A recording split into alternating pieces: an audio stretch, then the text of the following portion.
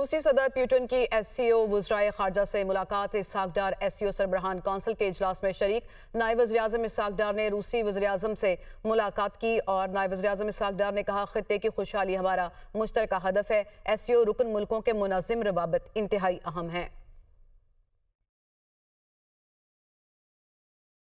روسی صدر پیوٹن کی ایس سی او وزرائے خارجہ سے ملاقات۔ اسحاق ڈار ایس سی او سربراہان کونسل کے اجلاس میں شریک۔